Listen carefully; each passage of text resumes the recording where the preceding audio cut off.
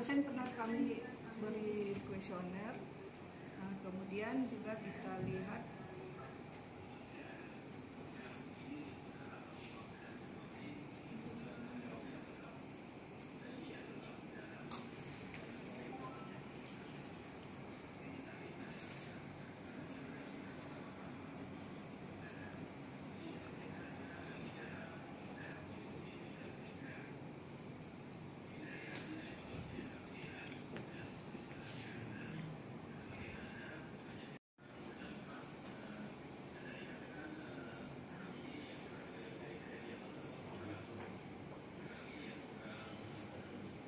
kita lihat berapa produk jurnalnya, kegiatan penelitiannya, termasuk keberhasilan dia dalam pengajaran dan pelatihan, Pak.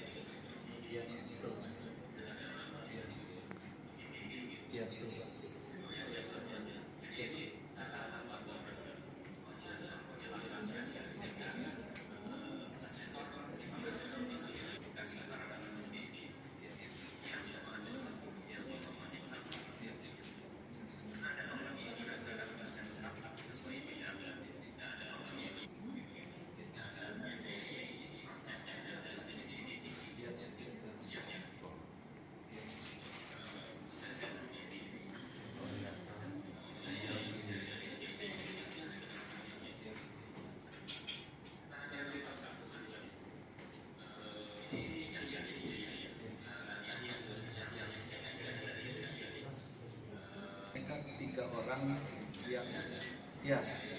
jadi ada 2 dari kimia, ada 1 dari teknik sipil, tiga-tiganya. Yang 2 sudah lulus Pak, yang dari kimia sama sipil sudah.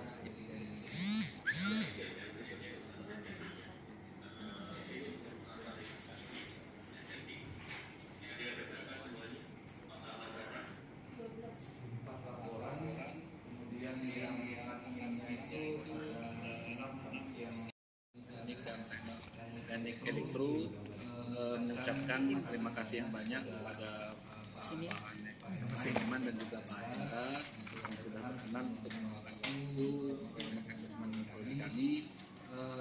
Kami sangat berterima kasih, banyak hal baru meskipun baik langsung maupun tidak langsung kami pelajari dari apa yang disampaikan oleh Pak Iman dan juga Pak Hendra, termasuk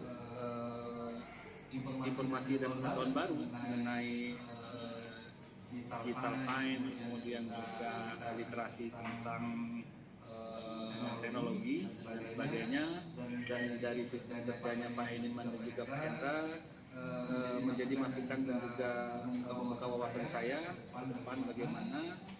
Dan sekali lagi kami mengucapkan terima kasih banyak Pak atas bantuan Pak Iman dan juga Pak Hendra. Dan bersama yayasan dan juga rektor kami juga mengucapkan terima kasih. Sekian Pak. Assalamualaikum warahmatullahi wabarakatuh. Pak Hendra silakan Pak Julan. Baik, terima kasih Bapak Ibu semuanya. Jadi kami sudah menyelesaikan apa yang menjadi tugas kami di dalam melakukan asesmen lapangan. Jadi ada banyak hal yang bisa kami lihat dari apa yang terjadi dari asesmen lapangan yang kami lakukan. Memang ada beberapa hal yang perlu digarisbawahi begitu terkait dari apa yang sudah dilakukan oleh program studi teknik elektro di PGRI ini. Saya tidak akan membahasnya satu persatu begitu, nanti karena ayat 9 barangkali nanti akan kami sampaikan, tetapi izinkan saya untuk menyoroti sedikit saja beberapa hal, khususnya misalnya saja terkait dari di standar 1 terkait visi misi tujuan dan sasaran. Memang perlu dilakukan secara lebih komprehensif dan juga lebih sistematis supaya target-target itu menjadi jelas begitu. Key performance indicator perlu didefinisikan dengan baik, target-target juga harus lebih jelas supaya semua unsur di program studi, di fakultas bisa dalam melakukan setiap aktivitasnya betul-betul untuk pencapaian visi misi tujuan dan sasaran gitu. Jelas. Kemudian terkait sosialisasinya itu sangat penting. Kenapa? Karena memang kalau tidak tersosialisasikan sebaik apapun program yang didesain tidak akan bisa berjalan dengan baik. Jadi memang perlu sampai kepada setiap orang seharusnya di program studi begitu untuk betul-betul memahaminya sehingga tidak ada aktivitas-aktivitas yang melenceng dari pencapaian visi misi. Kemudian juga terkait dengan sistem penjaminan mutu. Ini menjadi sangat penting apalagi sekarang begitu. Kalau Bapak Ibu nanti mempelajari di 9 kriteria yang baru terkait akreditasi, maka berjalannya siklus PPEPP itu menjadi syarat perlu untuk bisa terakreditasi. Nah, karena itulah itu merupakan sesuatu yang sangat penting. Jadi kami perhatikan sebetulnya sudah dilakukan, itu ada dokumen-dokumen yang disediakan, ada juga internal audit, tapi memang internal auditnya mungkin perlu lebih ditingkatkan kualitasnya, analisis harus dilakukan, sehingga internal audit ini menjadi sesuatu yang betul-betul ampuh gitu. Kita bisa menemukan apa yang menjadi permasalahannya, sehingga bisa segera diperbaiki, kemudian juga ya harapannya tentu ditingkatkan begitu standar-standarnya. Kemudian juga memang yang kami perhatikan di sini terkait kurikulum misalnya ataupun pembekalan kepada mahasiswa perlu berhati-hati, jangan sampai istilahnya tergelincir begitu menjadi vokasional, karena ini adalah sarjana akademik begitu, jadi memang akan sangat tergoda untuk bisa masuk ke vokasional begitu karena lebih praktis barangkali, karena lapangan pekerjaan sepertinya membutuhkan seperti itu, tetapi itu tidak akan berkembang karena tidak cocok dengan akademik.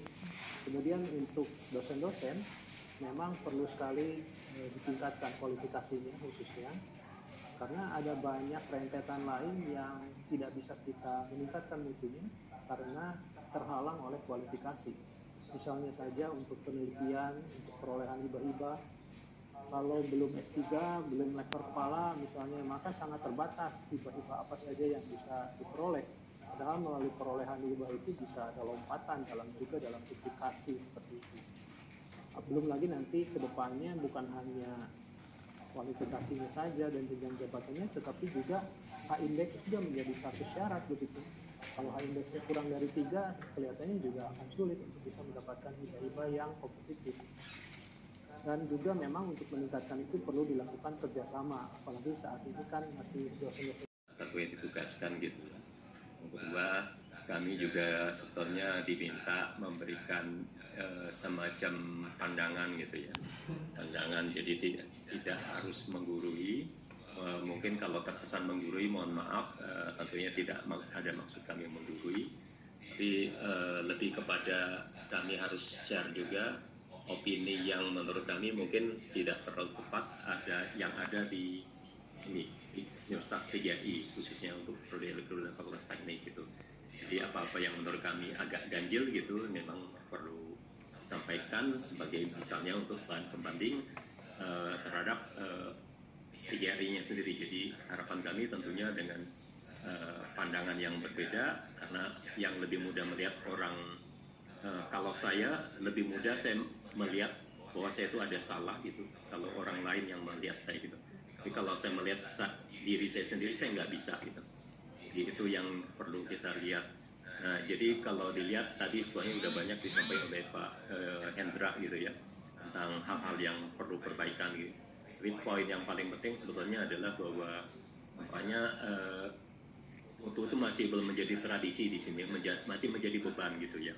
Jadi kalau kita berpikir seperti itu, jadi semuanya jadi berat, semuanya urusan kita gitu.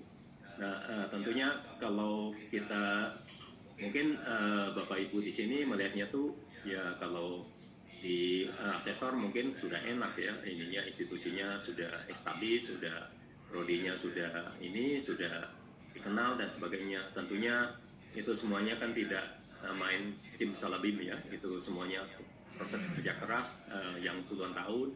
Jadi memang kita harus mengembangkan reputasi, sebenarnya reputasi baik institusi maupun nantinya larinya ke prodi di sini. Nah itu tugas kita sebagai dosen untuk membesarkan institusi kita masing-masing di sini. Nah, sebenarnya salah satu tugas kita yang kita bisa jalankan sebenarnya adalah menjadi dosen yang baik ya. Jadi dosen yang baik artinya memang kita mengembangkan diri. Jadi yang tadi Pak Indra bilang mengembangkan untuk studi lanjut gitu ya. Dengan studi lanjut yang tadi udah sampaikan banyak sekali opportunities yang kita bisa ambil di sana. Jadi itu mungkin prioritas yang harus dilakukan. Jadi bicaralah dengan yayasan, bicara dengan rektor gitu ya. Nah tentunya seringkali ada anekdot, waduh kalau saya belum S3, ngapain saya suruh ini saya junior saya S3 gitu kan. Nah itu nggak boleh terjadi gitu ya, nggak boleh terjadi. Karena Indonesia akan maju kalau mahasiswa kita lebih pintar dari kita. Jadi jangan pernah berpikir bahwa kita harus selalu lebih pintar dari mahasiswa. Kalau saya selalu mendorong mahasiswa saya untuk maju gitu. Dan saya akan sangat senang dan bangga kalau mahasiswa saya pada akhirnya jauh lebih hebat dari saya gitu, lebih ini reputasi ya, dalam segala hal lah gitu ya. Berarti kita sukses sebagai dosen. Tapi kalau mahasiswa kita ternyata akhirnya cuma menjadi dosen yang kelasnya institusinya lebih rendah dari kita gitu ya, itu jelas itu kemunduran gitu ya. Kalau ada alumni yang mahasiswa saya misalnya jadi dosen di MIT dan sebagainya, itu saya bangga gitu. Kalau jadi politisi saya bangga kalau dia menjadi politisi yang jujur ya di sini. Nah itu sebenarnya. Jadi kalau kita ingin mengembangkan ini kita prodi atau institusi kita, sebenarnya ada banyak hal gitu ya. Bukan pendekatan yang sedikit lebih mendalam ya di sini, yaitu dengan dengan meningkatkan mutu pendidikan kita sendiri. Jadi baik dari dosennya ya, kemudian dari kurikulumnya, dari fasilitasnya dan sebagainya secara bertahap di sini. Nah kalau saya mengambil perbandingan misalnya kalau di Bandung itu saya selalu mengambil antara ITENAS, Institut Teknologi Nasional, dengan UNINUS gitu, Universitas Islam Nusantara. UNINUS itu di awal dulu dia mengembangkan ininya, prasarananya, dia bangun gedung berlantai semua di sini, tapi dosennya tidak pernah dibangun gitu. Ya terlihat beda jauh ya ini perkembangannya. TENAS maju pesat, UNINUS cenderung kehabisan ini mahasiswa gitu. Nah mungkin ini kita bisa lihat juga contoh seperti dengan ITENAS gitu ya. Kalau dosen itu sebenarnya kalau kita punya banyak duit ya, sama dengan Singapura aja ya, MUS ya, dia ini aja hire aja dosen-dosen MIT yang punya Nobel laureate di sini. Nah itu otomatis meningkatkan reputasi mereka karena nanti publikasi kan atas MUS semua nantinya. Ada publikasi yang dibawa oleh dosen-dosen yang sudah berreputasi tinggi dari MIT dan sebagainya itu. Nah ini juga sebenarnya bisa. Jadi saya sebenarnya berharap nantinya ada dosen yang dari lulusan perguruan tinggi yang bagus ya, yang menjadi dosen di PGRI Palembang gitu. Itu akan memboost nantinya ya. Jadi dengan satu orang yang punya visi yang luar biasa, dia akan bisa mengangkat semuanya gitu. Tentunya mungkin tidak, kalau dia figurnya tidak terlalu hebat ya mungkin kita perlu beberapa orang gitu ya. Tapi nantinya itu akan menjadi semacam ini ya, semacam apa namanya itu yang paling penting. Jadi reputasi kita kalau naik, otomatis nantinya mahasiswa akan datang. Reputasi tentunya tidak bisa datang sendiri, jadi kita memang harus memupuk alumni kita berkualitas sehingga nantinya dia berada pada level nasional. Saya kira itu yang bisa kami sampaikan untuk share visi kami di sini. Dan terakhir saya tentunya perlu mohon maaf sekali gitu, banyak diskusi yang dari kemarin dan hari ini yang berakhirnya mungkin saya cenderung tegas gitu, memutus waktu gitu ya saat diskusinya kemana-mana. Saya lihat kami nggak ingin dengar sesuatu yang di luar konteks gitu saya putuskan gitu, jadi saya potong pembicaraan. Tapi mohon maaf itu terpaksa kami lakukan karena kalau enggak kita nggak kemana-mana, jadi sampai sore juga bisa nggak kelar sih. Nah dengan cara begini kami bisa selesai sesuai dengan jadwal gitu, karena memang prakteknya kalau kami lakukan asesmen lapangan seringkali ya memang seharian aja ya, kami udah cukup gitu ya, dari pagi sampai sekitar maghrib atau menjelang isya lah sudah selesai semua itu. Tapi karena di sini ditetapkan 2 hari gitu dan waktunya udah ditentukan, ya sudah kita nikmati aja 2 harinya, walaupun dari sisi kami asesor tentunya kami nggak ingin stres juga ya, mungkin yang pindah stresnya pindah ke Bapak Ibu yang ini ya, yang diakreditasi gitu ya. Tapi ini mungkin saya pikir bukan pengalaman pertama kan ini kan akreditasi, jadi mungkin masing-masing asesor mungkin punya gaya beda-beda gitu ya. Jadi mungkin ada yang asesor yang mengikuti aja alur yang diberikan prodi, kalau kami termasuk asesor yang mungkin tanda kutip garis keras gitu ya, tegas pada tujuan. Tujuannya adalah mendrive kami untuk mengarahkan ini prodi dan fakultas untuk mencapai tujuan akhir gitu. Jadi sekali lagi mohon maaf, tentunya tidak ada maksud untuk menggurui ataupun untuk menganggap Bapak Ibu itu sebagai mahasiswa saya gitu ya. Tentunya sama sekali tidak gitu. Kita semua di sini kolega sesama dosen. Cuma kadang-kadang saya agak saya agak merasa saya merasa tidak seharusnya kita misalnya komputer literasinya menurut saya kok kayaknya perlu ditingkatkan gitu, sehingga menunggu untuk yang share screen misalnya lama sekali.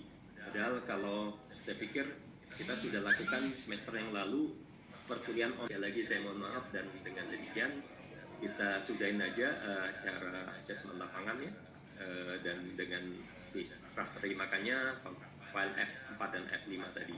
Tentunya hasil akhir nantinya akan kami laporkan kepada Ban PT yang akan mengolah. Jadi nanti nilai bisa berubah dari Ban PT, bisa naik, bisa turun, tergantung dari proses verifikasi saat asesmen lapangan. Jadi sebetulnya kami sendiri asesmen kecukupan juga sudah diverifikasi, demikian juga untuk AL nantinya. Jadi nilai akhir nanti akan ditentukan oleh Ban PT dan diumumkan oleh mereka. Kami betul-betul cuma memberikan rekomendasi penilaian. Jadi itu yang perlu kami garis bawahi. Saya kira itu yang bisa saya sampaikan. Assalamualaikum warahmatullahi wabarakatuh. Waalaikumsalam. Terima kasih. Ya, dengan demikian kami mohon ini undur diri. Terima kasih Pak Iman, Hendra. Sampai jumpa lagi. Sampai jumpa di lain kesempatan. Ya. Udah Pak ya.